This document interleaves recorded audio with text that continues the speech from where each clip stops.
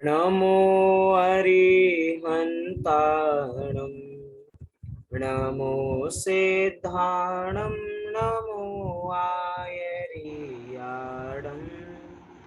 नमो उवझायाडं नमो लोये सव्यसाहूरम् मङ्गलं भगवान् वीरो मङ्गलं गौतमो गणी मङ्गलं कुन्दकुन्दाद्यो जैनधर्मोऽस्तु मङ्गलम् सर्वमङ्गलमाङ्गल्यं सर्वकल्याणकारकं प्रधानं सर्वधर्माणां जैनं जयतु शासनम् जैनं जयतु शासनम् जैनम जयतु शासन। जैन धर्म सदा काल तक जयवंत बना रहे। आखिर जयवंत क्यों ना बना रहे? जो भगवान महावीर, जिन भगवान महावीर के शासन काल में हम जीते हैं, और वो भगवान महावीर का शासन काल जब पंचम काल के अंत तक बराबर चलता रहेगा, और पंचम काल के अंत तक ही क्यों, हम तो ऐसी भावना भाएं कि जैन दर्शन कभी, वैसे तो वस्तु स्वरूप अंत नहीं होगा, तो जैन दर्शन का अंत नहीं है। निरंतर जैन दर्शन के लोग हमेशा ऊंची ही ऊंची उड़ान भरते जाएं और जैन दर्शन का नाम रोशन होता जाए। बहुत सुंदर पाठ की रचना श्रीमद राजचंद्र जी द्वारा विरचित है, जो कि मात्र साढ़े 16 वर्ष की उम्र में एक रचना है। रचना भी लघु है और इनकी उम्र भी लघु ही थी जिस समय उन्होंने इस पाठ की संरचना की थी, जिसका हिंदी अनुवाद श्री युगल जी बाबूजी कोटा के द्वारा विरचित है। पाठ का बहुत सुंदर नाम है अमूल्य तत्व विचार। इसका नाम पाठ नहीं है, इसका नाम स्तोत्र नहीं है, ये एक केवल विचार है। अर्थात हम इसका केवल विचार करें कि वास्तव में क्या ऐसा हमारे साथ घटित होता है। अगर घटित होता है तो उसमें परिवर्तन करने की आवश्यकता हमें समझनी चाहिए कि जो हम वस्तु स्वरूप के विरुद्ध वस्तु को समझ रहे हैं, अर्थात वस्तु स्वरूप को नहीं बदलना, अपनी समझ को बदलना है कि हमारी ही समझ के कारण हमें वस्तु स्वरूप में फेर फार करने के, बदलाव करने के भाव आ जाते हैं। ऐसा ही चित्रण यहाँ पे बराबर 10 छंदों के माध्यम से किया गया है। आइए एक बार पुनः इनको पढ़कर हम जिस छंद तक हमें पहुंचना है उसकी चर्चा प्रारंभ करेंगे। बहु पुण्य पुंज प्रसंग से शुभ देह मानव का मिला, तो भी अरे भव चक्र का फेरा न एक कभी टला। सुख प्राप्ति हेतु प्रयत्न करते, सुख के जाता दूर है, तू क्यों भयंकर भाव मरण प्रवाह में चकचूर है। लक्ष्मी बड़ी अधिकार भी पर बढ़ गया क्या बोलिए, परिवार और कुटुंब है क्या प्रतिने पर तोलिए। संसार का बढ़ना अरे नर देह की यह हार है, नहीं एक क्षण तुझको अरे इसका विवेक विचार है। निर्दोष सुख निर्दोष आनंद लो जहाँ भी प्राप्त हो, यह दिव्य अंतस्तत्व जिससे बंधनों से मुक्त पर वस्तु में मूर्छित न हो, इसकी रहे मुझको दया, वह सुख सदा ही त्याज रे, पश्चात जिसके दुख भरा। 6 छंदों की चर्चा हमारी बराबर विगत 3 दिनों में हम बराबर कर चुके हैं। अंतिम पंक्ति में बहुत मार्मिक बात यहाँ पर कहकर गए हैं श्रीमद राजचंद्र जी की, वह सुख सदा ही त्याज्य रे, पश्चात जिसके दुख भरा। कि जो छोटे बच्चे होते हैं, अब उन्हें ये नहीं पता कि उनकी सेहत के लिए क्या अच्छा है क्या बुरा है। हो सकता है खाने में बहुत अच्छी लग रही हो और अभी तो खाते जा रहे हैं, अभी खाते जा रहे हैं, उनकी मम्मी उनको रोक रही है कि भैया ये ज्यादा मत खाओ, तुम्हारा पेट खराब हो सकता है। लेकिन माँ की बात कौन माने, मम्मी की बात कौन माने कि भैया ये पदार्थ अभी तो मिल रहा है, लेकिन बाद में मिले या नहीं मिले तो एक साथ बहुत सारे खाता जा रहा है, बहुत सारा खाता जा रहा है। लेकिन क्या होने वाला है, जो खाया है ये समझ के कि इससे सुख मिलने वाला है, वो कुछ समय बाद ही अपने रंग दिखाना शुरू करेगा और वहीं पर आपका पेट दर्द प्रारंभ हो जाएगा, वहीं पे आपको बीमारियां लग जाएंगी। अगर फूड पॉइजनिंग हो गई तो फूड पॉइजनिंग हो जाएगी, अनेक तरीके की बीमारी आ जाएंगी। गुलाब जामुन खाने में तो अच्छा है कि एक खा रहे हैं, दो खा रहे हैं, कितने खाएं कि भैया 10 खा लिए, बार बार तो मिलते नहीं है, लेकिन 10 खा तो लिए। लेकिन एक बार विचार करो, खाने की शक्ति तो थी, लेकिन क्या पचाने की शक्ति है? बादाम का हलवा अच्छा बहुत लगता है, जो लोग बादाम का हलवा खाते हैं क्या समझ के खाते हैं? वह सुख है, वह सुख है, इसको खाने में सुख मिलने वाला है। लेकिन कितना बादाम का हलवा खाएं? पहली बात तो हलवा अगर देसी घी में बन रहा है तो आजकल का शरीर ही ऐसा नहीं है कि वो देसी घी को भी बचा पाए, और साथ ही साथ में बादाम का हलवा है और गरिष्ठ और गर्म, अब अंतरंग में शक्ति तो नहीं है, और उससे ज्यादा खा लिया तो बाद में अनेक तरह के रोग होने वाले हैं। तो कह रहे हैं वह सुख सदा ही त्याज्य रे, पश्चात जिसके दुख भरम। पश्चात माने जिसके बाद अनेक प्रकार के दुख ही भरे हुए हैं। एक तरीके से दुखों की लाइन लग जाती है, कहीं से भी लाइन लगती है ना, एक के बाद एक के बाद एक के बाद, कह रहा दुखों की लाइन लग जाती है। अभी हमें एक बुखार हुआ, बुखार हुआ तो क्या हुआ कि भैया शरीर में बहुत ज्यादा पीड़ा होने लग गई। अब बुखार के साथ क्या हुआ? बुखार है एक रोग। कौन सा रोग है? बुखार है एक रोग। उस एक रोग के साथ एक दुख ही नहीं है, साथ साथ में आपको खांसी हो जाएगी, दूसरा रोग, जुकाम हो जाएगा, तीसरा रोग, आपका गला चोक हो जाएगा, चौथा रोग, गले में टॉन्सिल्स हो जाएंगे, पांचवें रोग, शरीर टूटने लगेगा, छठवां रोग। कह रहे हैं कुछ नहीं है, ये ऐसे रोगों की लाइन लग जाती है। कह रहे हैं पश्चात जिसके दुख भरा, तो जिसके पश्चात दुख भरा हुआ है उसको ग्रहण नहीं करना चाहिए, उसको त्याग कर देना चाहिए। और त्याग उसी वस्तु का किया जाता है जो सुख को नहीं देती, जो दुख को देती है। मतलब अभी हमें लग रहा है कि विषय कषायों को ग्रहण करके सुख मिलेगा, सुख मिलेगा, सुख मिलेगा, लेकिन वो सुख नहीं मिल रहा है। वो क्या हो रहा है? वो दुख ही मिलने वाला है। जिस बच्चे को अपना होमवर्क करना हो और वो टीवी के सामने बैठ जाए, अभी तो टीवी देखने में बहुत मजा आ रहा है, लेकिन जब ट्यूशन जाएगा, जब स्कूल जाएगा और होमवर्क नहीं किया होगा तो क्या होने वाला है? वो अब उसको डांट पड़ेगी, अब उसको वहां पर दुख की अनुभूति शुरू हो जाएगी। उस समय तो हमें अच्छा लग रहा है, जिस समय बच्चा होमवर्क नहीं कर रहा और बराबर टीवी के सामने बैठा है, खूब आनंद आ रहा है, खूब आनंद आ रहा है, लेकिन भैया इसके पश्चात बहुत दुख भरा है।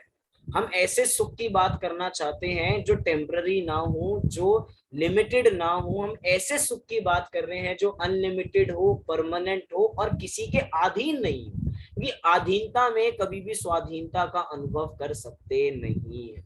आज हमारे पास, हम ऐसे भारत भारत नहीं, ऐसे स्वतंत्र भारत में रहते हैं जहाँ पे हमारे पास सारे अधिकार हैं। सारे अधिकार से मतलब हमारे पास राइट टू स्पीक है, हम कुछ भी कह सकते हैं, राइट टू इक्वालिटी है, राइट टू एजुकेशन है, हम कैसी भी कितनी भी बड़ी पढ़ाई कर सकते हैं, हम छोटे बड़े में किसी प्रकार का भेद नहीं कर सकते। ये राइट है ना हमारा, ये स्वाधीनता है। इस स्वतंत्र भारत में व्यक्ति कुछ भी कर सकता है। कब हुआ भारत स्वतंत्र?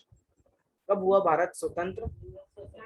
1947, 1947 में भारत आजाद हुआ था। भारत आजाद को कहा जा रहा है कि 1947 में भारत आजाद हुआ, लेकिन जिस समय आजाद नहीं था उस समय में भी वस्तु स्थिति के अनुसार तो प्रत्येक कण आजाद ही था। वो कब किसके अधीन हुआ था? हमें क्या लग रहा है कि हम 200 साल अंग्रेजों ने हम पर राज किया? भैया उन्होंने हम पर क्या राज किया, हमारी खुद की एक एक पर्याय अपने अपने में राज करती है। स्वतंत्र है एक एक कण, जब एक एक कण स्वतंत्र है, किसी को किसी से कुछ पूछना नहीं है, अब अपने फ्रीडम से हम कोई भी कार्य कर सकते हैं। एक घर के अंदर 6 सदस्य रहते हैं तो कितनी पराधीनता है, कोई भी काम करना होता है तो सब लोगों से पूछो। घर में कोई नई चीज आनी है जो सबके उपयोग की होगी, उस सबके उपयोग वाली वस्तु को लेके आने में भी 10 तरीके के घर में लोग रहते हैं, तो 10 अलग अलग प्रकार के विचार हैं। वो घर में कभी चीज आ ही नहीं पाती क्योंकि इतने कॉम्प्लिकेशन हो गए, पराधीन है। कह रहे हैं वो सुख सदा ही त्याज्य रे पश्चात जिसके दुख भरा। ठीक है श्रीमद राजचंद्र जी, आप ऐसा कह रहे हैं कि वो सुख त्याग देना चाहिए, तो करें क्या? अब ये भी तो बताओ क्या करें। तो अगली पंक्तियों में यहाँ पर ये बता रहे हैं कि अब हमें यहाँ पर क्या करना चाहिए। इस 7वें और 8वें छंद को हम बराबर एक साथ पढ़ते हैं। मैं कौन हूँ आया कहाँ से, और मेरा रूप क्या, संबंध दुख में कौन है, स्वीकृत करूं परिहार क्या, इसका विचार विवेक पूर्वक शांत होकर कीजिए, तो सर्व आत्मिक ज्ञान के सिद्धांत का रस पीजिए। कितने सुंदर बात यहाँ पर कह रहे हैं कि वो सुख तो त्याज्य है जिसके पश्चात दुख भरा है, तो अब हम क्या करें? कह रहे हैं कि जानो। क्या जानो? मैं कौन हूं। साथ में क्या जानो? आया कहां से, मैं कहां से आया हूं, और मेरा रूप क्या। मैं कौन हूं? तो भैया मैं संभव हूं। मैं कौन हूं? मैं पुरुष हूं। कहां से आया हूं? धरती पे रहता था, धरती से आया हूं, ये मेरा ही घर है। अभी मंदिर जी था और मंदिर जी से आया हूं। और मेरा रूप क्या है? मेरा रूप बहुत अच्छा है, मेरा स्वभाव बहुत अच्छा है, मैं सबसे अच्छी तरह बातें करता हूँ। क्या इसका विचार करें?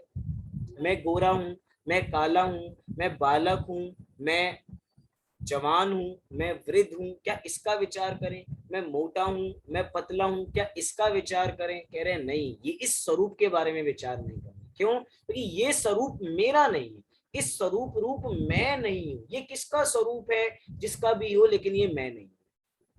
मैं कौन हूं? तो मैं हूं एक भगवान आत्मा।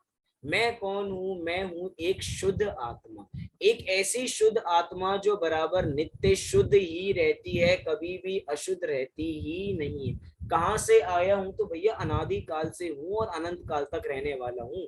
जिसका नाश होगा वो मैं नहीं हूं, और जो मैं हूं उसका कभी नाश होता नहीं है। ये सारे ऐसी बातें हैं जो हमें संबल देती है, हमें ताकत देती है कि भैया बाहर में कोई कुछ भी हो जाए। अभी आप अखबार उठा के देखो, आप फ्रंट पेज देखो, 3-4 दिन का मतलब 5-6 दिन का, पूरे हफ्ते भर का अखबार उठा के देखो, एक ही खबर है तालिबान की खबरें कि भाई तालिबान में इतनी हिंसा हो रही है, इतने लोग मर रहे हैं, 320 लोग मर रहे हैं। मतलब लोग पागल हो रहे हैं कि हमें जाना है, हमें जाना है, हमें जाना है। सब लोग क्या हो रहे हैं? सब समझ रहे हैं अगर यहाँ रहेंगे तो मर जाएंगे, यहाँ रहेंगे तो मर जाएंगे, यहाँ रहना बिल्कुल भी ठीक नहीं है, यहाँ पे तो आतंकवादी रहते हैं। लेकिन भैया जो कुछ भी हो, जो मरने वाला है ना, वो मरने वाला शरीर है। मेरी आत्मा तो कभी मरने वाली ही नहीं है, मेरी आत्मा तो अजर अमर है।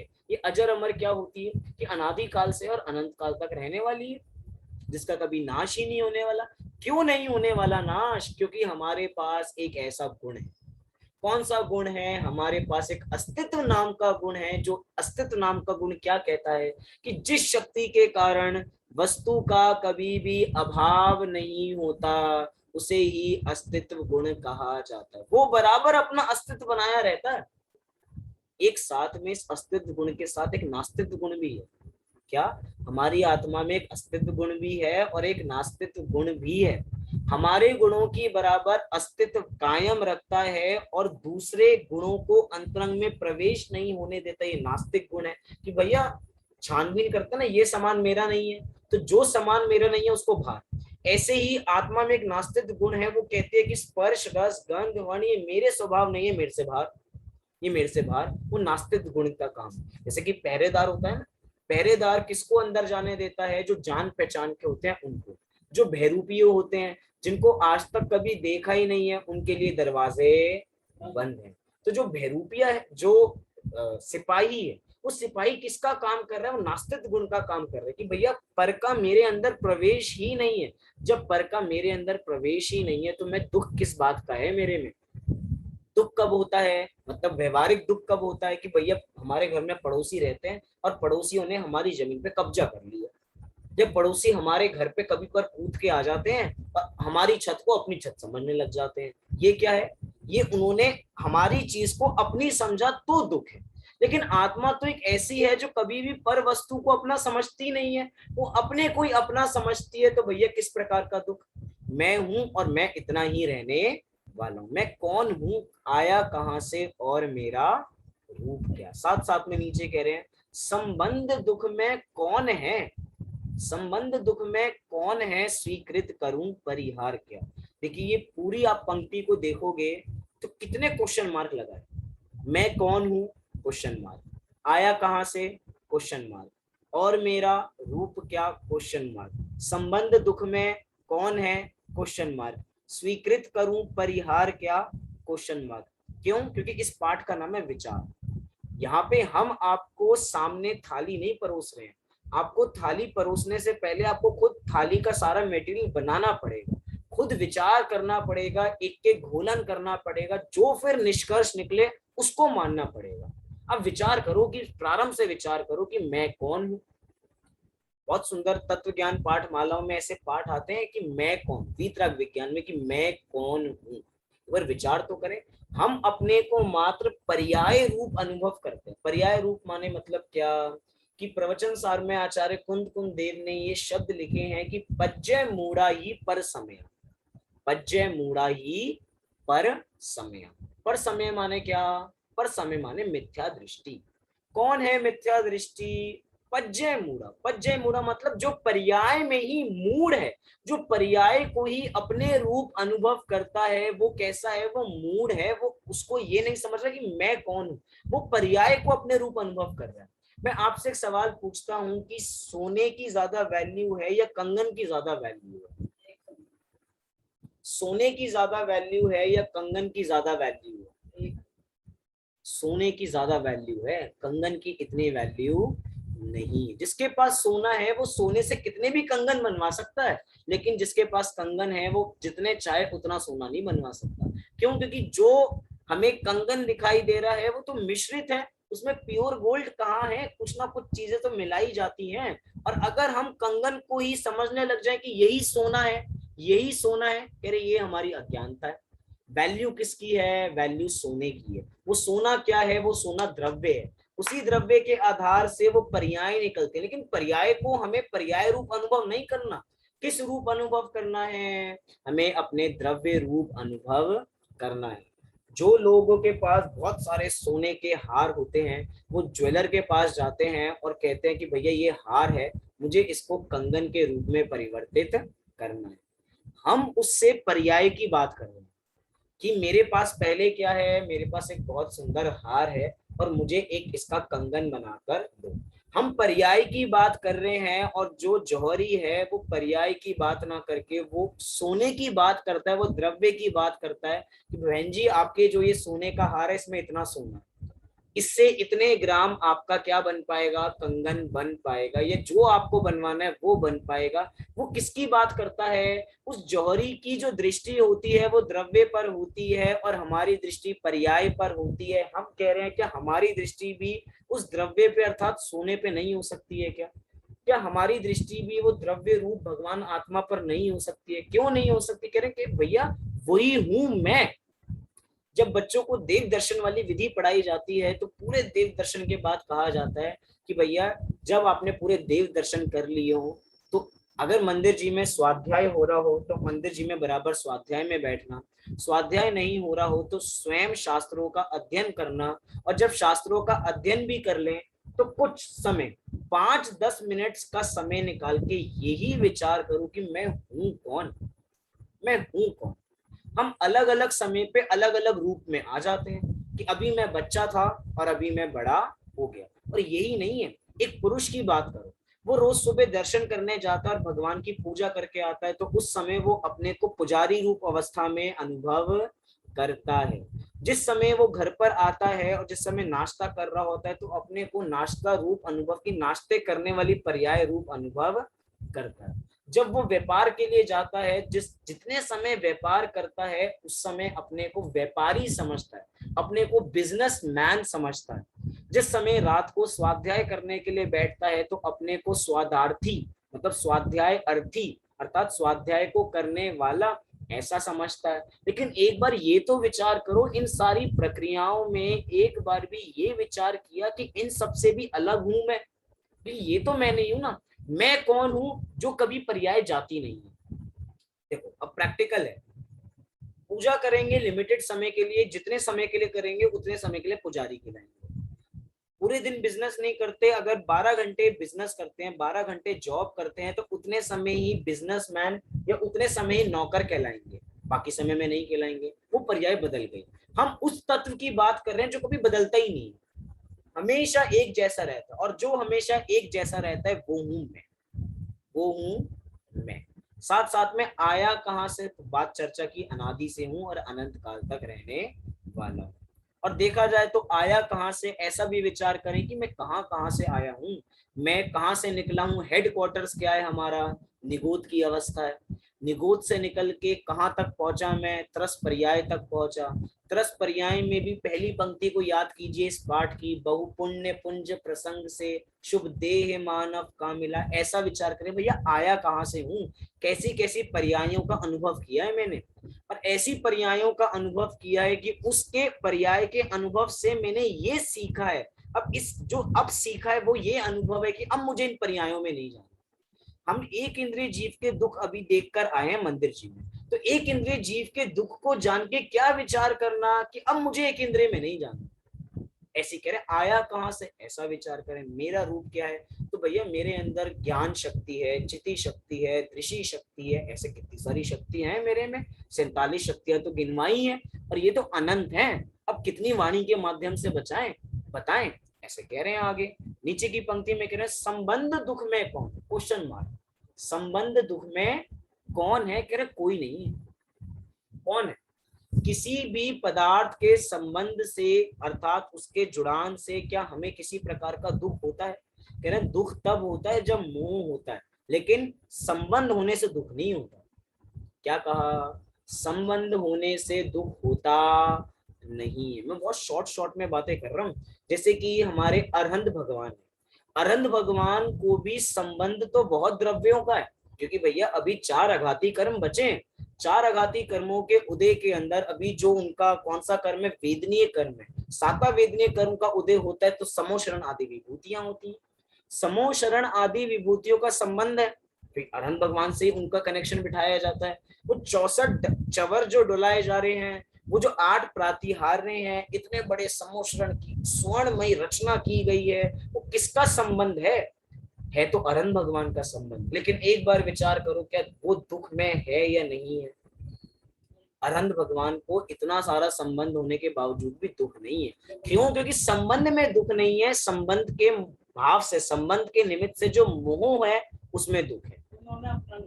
उन्होंने अपना उसको नहीं माना, और उस रूप अनुभव ही नहीं है। एक चक्रवर्ती के पास इतना वैभव है, भरत चक्रवर्ती के पास इतना वैभव है, लेकिन उस वैभव को अपने नहीं समझते। वो कह रहे हैं कि भैया मैं 6 खंड को क्या जीतूंगा, मैं तो एक अखंड आत्मा को जीतूंगा। 6 खंड की विभूति मेरी नहीं है, क्योंकि उसका किसी प्रकार का मेरे से संबंध ही नहीं है। और जब संबंध नहीं है तो दुख किस बात का?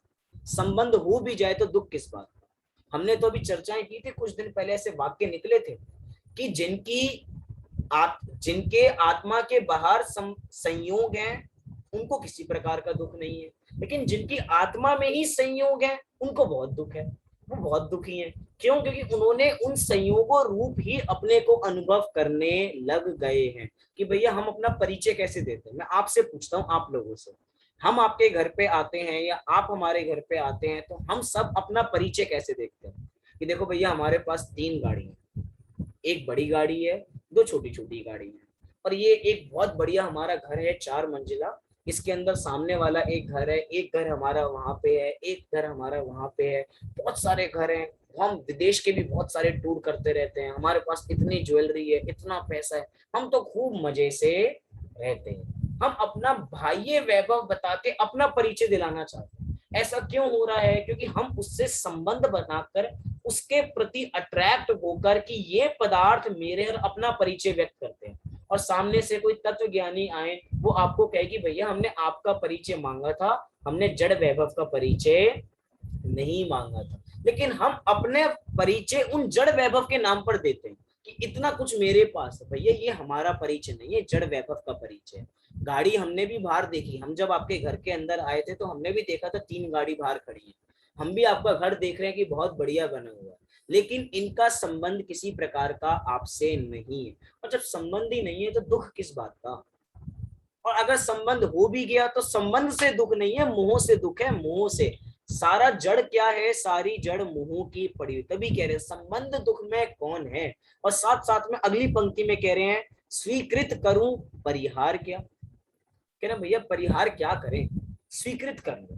किसको स्वीकृत कर लो? जो हो रहा है उसको स्वीकृत कर लो।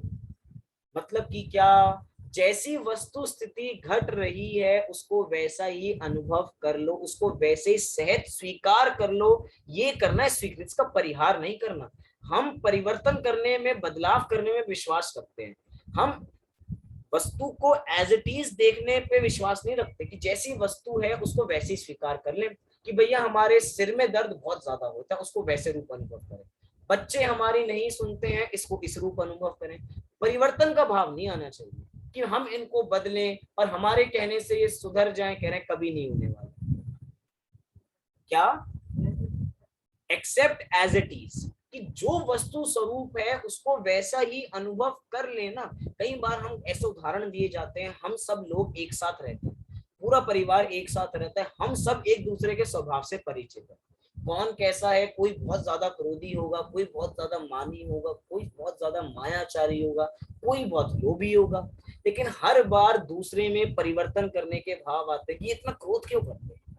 ये हमेशा इतना मान क्यों करते हैं? ये हमेशा इतनी मायाचारी क्यों करते हैं? कल मैं इनको समझाऊंगा कि इनको क्रोध करना नहीं चाहिए। कह रहे हैं भैया नहीं, तुम्हारे समझाने से वो समझने वाला नहीं है, उसको वैसे ही स्वीकार कर लो ना। उसको वैसे ही स्वीकार कर लेंगे तो बहुत आनंद है, बहुत आनंद। और परिवर्तन करने में सिरदर्दी है, सिरदर्दी है। क्यों सिरदर्दी है? क्योंकि तुम्हारे परिवर्तन करने के भाव से उसमें कुछ बदलाव तो नहीं हो रहा ना। अगर बदलाव हो तो वो उसकी स्वतंत्र योग्यता से होगा, हमारे करने से नहीं। इसीलिए कह रहे हैं कि वस्तु स्थिति को एक्सेप्ट एज इट इज हमें कर लेना चाहिए। जैसे अपने घर में कुछ काम चल रहा है, तो जितने सारे मजदूर होते हैं, जितने सारे वर्कर्स होते हैं, हम उनको कह रहे हैं ये काम कर दो, ये काम कर दो, और उन्होंने वो काम नहीं किया। और जब हम बाद में देखते हैं, क्या कहते हैं? हम ये कह के गए थे ये काम कर दो, तुमने ये काम नहीं किया। हम क्या कर रहे हैं? गुस्सा कर रहे हैं। लेकिन वो काम तो वैसा हो गया ना। अब पिछली अवस्था को तो उठा के लाया जा सकता नहीं, मतलब भूतकाल को खींच के कोई वर्तमान में तो नहीं ला सकता ना। अब उस वस्तु स्थिति को ऐसे ही क्या करो? एक्सेप्ट करो। अब जो हो गया है वो हो गया, अब आगे के बारे में विचार करते। लेकिन आगे के बारे में भी क्या विचार करते हैं? परिवर्तन के बारे में विचार नहीं करते, क्रोध के बारे में विचार नहीं करते। स्वीकृत करें, परिहार करने का जो विचार है, वो विकल्प है, उसका त्याग कर दे। ये 2 शब्द हैं, पाठ का नाम तो विचार है, लेकिन हम एक शब्द जुड़ रहे हैं विकल्प। विकल्प दुखदायक है, लेकिन जो तत्व ज्ञान संबंधी विचार है वो सुखदायक है।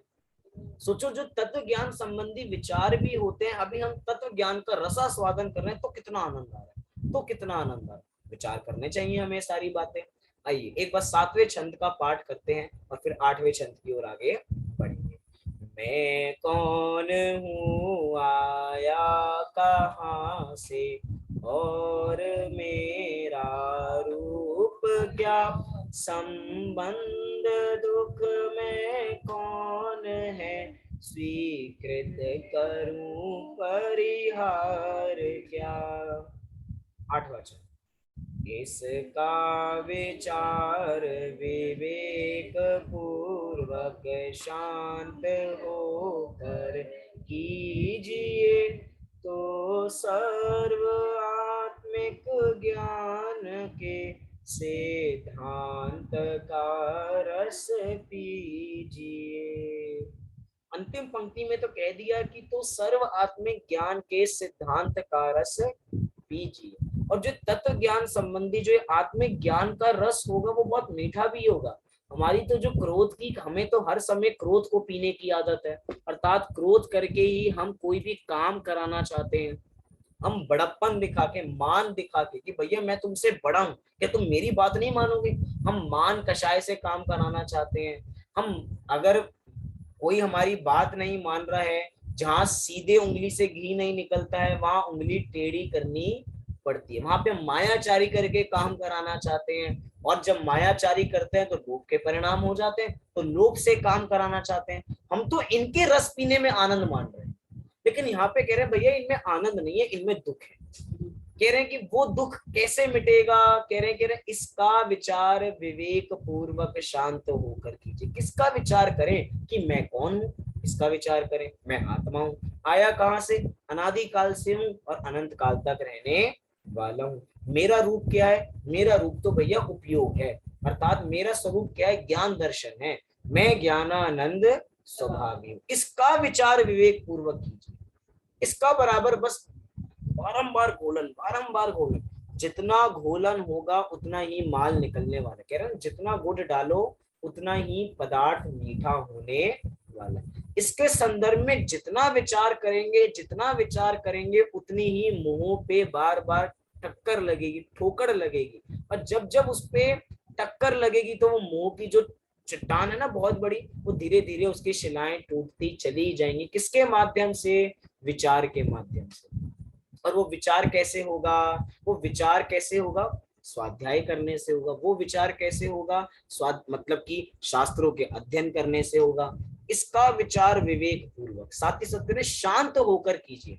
किसी भी अशांत व्यक्ति को हम स्वाध्याय नहीं सुना सकते। अगर हम किसी क्रोधी व्यक्ति को स्वाध्याय सुना रहे हैं, इसमें हमारा दोष है कि हमने पात्र जीव की पात्रता के बारे में विचार ही नहीं किया। अब अपात्र जीव को कभी भी जिनवाणी सुनाएंगे तो जिनवाणी को वो शस्त्र की तरह उपयोग करेगा, अर्थात शास्त्र को शस्त्र बना के खेल खेलेगा। इसलिए कह रहे शांत होकर, जो बिल्कुल शांत हो उसको जिनवाणी सब सुनाओ, तो उसके बाद समझ में भी आने वाली है। नहीं तो हड़बड़ा, भैया जल्दी प्रवचन का टाइम हो रहा है, जल्दी प्रवचन का टाइम हो रहा है, जल्दी से प्रवचन सुन लेते, जल्दी से प्रवचन सुन लेते। कह रहे नहीं, पहले जो तुम्हें काम करना है वो कर लो, जब शांत हो तब प्रवचन आराम से सुनना। तुम भागम दौड़ी में सुनोगे तो तुम्हारे दिमाग में हर समय हलचल बनी रहेगी, और जब हलचल बनी रहेगी तो तुम स्वाध्याय नहीं सुनोगे, उस हलचल को शांत करने में लगे रहोगे, और जब हलचल शांत करोगे तो स्वाध्याय कैसे सुनोगे। तो उपयोग एक बार में एक ही जगह लगता है ना। कह रहे एक बार, जिस समय स्वाध्याय करने बैठे हैं उस समय कोई विकल्प ना करें, कोई विचार ना करें, एकांत में बैठ जाओ, स्वाध्याय करें। ऐसी जगह का चुनाव करें जहां पर बारंबार आवाजें ना लगती है, जहाँ पे बारंबार बुलाया ना जाता, जहाँ पे बहुत शोर शराबा ना हो। तभी कहा जाता है कि स्वाध्याय का सबसे बढ़िया स्थान हमारा जिन मंदिर है। मतलब जिन मंदिर में चले जाइए, वहां पे स्वाध्याय करने बैठ जाओ तो कोई विकल्प नहीं आएगा, कोई बुलाने नहीं आएगा। अभी क्या है कि घर में बैठ के स्वाध्याय करने हैं, अभी समय मिला तो कब, जब समय मिलता है व्यक्ति तब जुड़ जाता है। अभी हम काम में व्यस्त थे, अभी हम नहीं जुड़े, अभी हम बाद में जुड़ गए। जिसको जब समय मिल रहा है, प्रवचन के बीच में अगर आवाज लग गई कि ये काम करो, चलो ठीक है, लीव मीटिंग का ऑप्शन है, लीव मीटिंग कर देते हैं, बाद में सुन लेंगे। ये क्या है, ये व्यवधान हमने खुद दिया, और जब व्यवधान किया मतलब हमारा चित्त अभी शांत नहीं है, और जब शांत नहीं है ना तो सब विचार करना कि जिनवाणी अंतरंग में उतरेगी ही नहीं। जिनवाणी अंतरंग में उसके उतरती है जिसका मन बिल्कुल साफ होता है, जिसके विचार, जिसका विवेक पूरा उसके साथ रहता है। जो अविवेकी है, जिसको बराबर बुद्धि ही नहीं है कि किस समय पे क्या कार्य करना चाहिए, उसको जिनवाणी समझ में नहीं आएगी। कह रहे हैं भैया शांत होकर कीजिए, जब कोई कार्य ना हो उस समय बैठिए, आराम से स्वाध्याय कीजिए, और खूब आनंद आपको आने वाला है। क्या होगा शांत होकर, जब हम विवेक और विचार पूर्वक जिनवाणी का रसा स्वादन करेंगे। कह रहे तो सर्व आत्मिक ज्ञान के सिद्धांत का रस पीजिए। सर्व आत्मिक ज्ञान, आपको सर्व आत्मा का ज्ञान हो जाएगा। कैसे हो जाएगा सर्व आत्मा का ज्ञान, कह रहे हैं भाई स्वाध्याय कर रहे हैं ना, स्वाध्याय के अंदर सारी आत्मा का खुलासा किया गया। हमारे पास 4 अनुयोग हैं और चारों अनुयोग किसके लिए लगे हुए हैं? आत्मा के स्वरूप को समझाने के लिए लगे हुए हैं। प्रथमा नियोग कहानियों के माध्यम से आत्मा का स्वरूप बताएगा। चरना नियोग आपको बाह्य आचरण से भी अपनी आत्मा का स्वरूप ही बताएगा अगर दृष्टि देखी जाए तो। कर्णा नियोग कर्मों की अपेक्षा से आत्मा का स्वरूप बताएगा और मूल जो द्रव्या नियोग है वो तो आत्मा का स्वरूप बताएगा ही बताएगा। तो सर्व आत्मिक ज्ञान के सिद्धांत का रस पीजी ने कौन मना कर रहा है? कह रहे कोई मना नहीं कर रहा, लेकिन क्या करें, मन नहीं करता। कोई मना नहीं कर रहा, लेकिन क्या करें, स्वाध्याय करने में रुचि तो नहीं है ना। हम तो बहुत बार कहते हैं, अनेक लोगों को कहते हैं कि भैया सारे लोग स्वाध्याय में जुड़ा करो। हम तो शुरू से कहते हैं, मतलब कभी कभार घर पे चर्चा होती थी ना कि हमारे रिश्तेदार क्यों नहीं जुड़ते हैं, हमारे आस पड़ोसी क्यों नहीं जुड़ते हैं, ये क्यों नहीं करते हैं।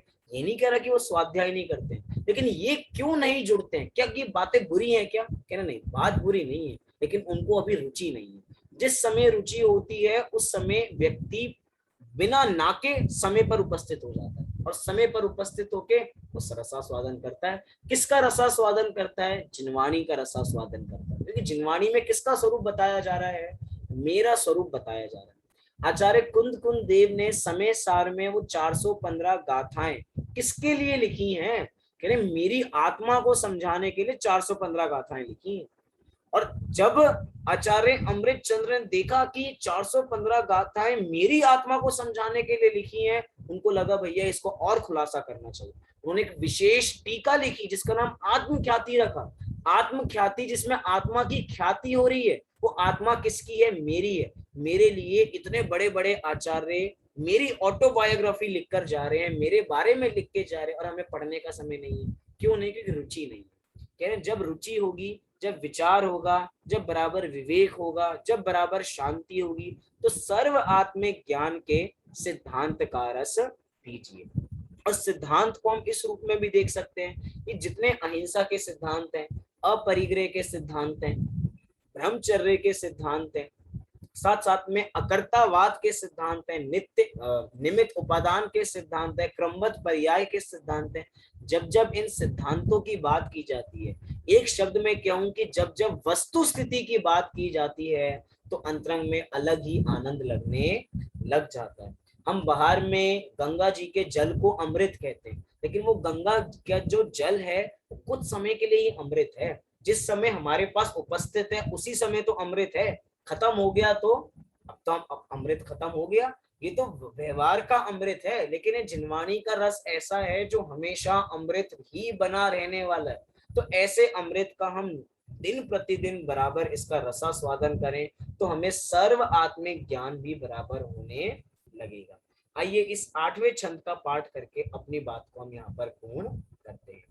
इसका विचार विवेक पूर्वक शांत होकर कीजिए, तो सर्व आत्मिक ज्ञान के सिद्धांत का रस पीजिए। ऐसे सर्वात्मिक ज्ञान की प्राप्ति करके हम सभी सिद्धांतों के रस का रसास्वादन करें। इसी मंगल भावना से अभी की बात को पूर्ण करते हैं। सभी लोग 9 बार नमोकार मंत्र का पाठ